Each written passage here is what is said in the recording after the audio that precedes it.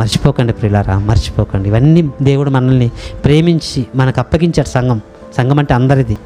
అందరం బాధ్యత కలిగి మనం చేసినప్పుడే అది సక్సెస్ అవుతుంది. బాధ్యత లేకుండా చేస్తే సక్సెస్ కాదు. రైట్. యోహాను గారు రాసిన 3వ పత్రిక 8వ వచనంలో మనము సత్యమునకు సహాయకులమవునట్టు అట్టి వారికి ఉపకారం చేయబద్దులమై ఉన్నామంటున్నాడండి. ఆ సత్యానికి సహకారులుగా మనం ఉండాలి. ఆ సత్యం ఏంటంటే ఆ వాక్యమే సత్యం. అంటే ఆ సత్యం మన చేతిలో ఉన్న పరిశుద్ధ గ్రంథం లేక యేసుక్రీస్తు ప్రభువారితే. ఆ వాక్యానికి మనం ఎలా ఉండాలంటే సహకారులుగా ఉండాలి. ప్రభు పని ఎక్కడ జరుగుతున్నా ఆ పనిలో మనం ఎలా ఉండాలంటే సహకారులుగా ఉండాలి. అది నీ చేసే ఏ పనైనా కావచ్చు, ప్రార్థన మొదలుకు నువ్వు ఏది చేసినా కూడా నువ్వు సహకారిగానే ఉంటావు, నువ్వు సహకారుడుగానే ఉంటావు. దాన్ని బట్టి ఖచ్చితంగా దేవుడు ప్రతిఫలాన్ని ఇస్తాడు. ఇహమందు ఇస్తాడు, పరమందు ఇస్తాడు. అని అన్యాస్తులు కాదు, భూమి మీద ఇస్తాడు, పరలోకంలో కూడా నీకు ప్రతిఫలం ఇస్తాడు.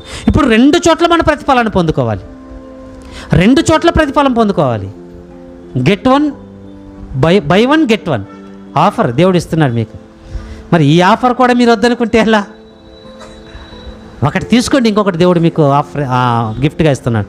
ఇక్కడ కూడా దేవుడు దీవిస్తారండి. ఇక్కడ దీవెనకరంగా ఉంటేనే కదా మనం పరలోకానికి వెళ్ళగలం. ఇక్కడే దీవెనకరంగా లేక శాపగ్రస్తులుగా ఉంటే పరలోకానికి ఎలా వెళ్ళగలం?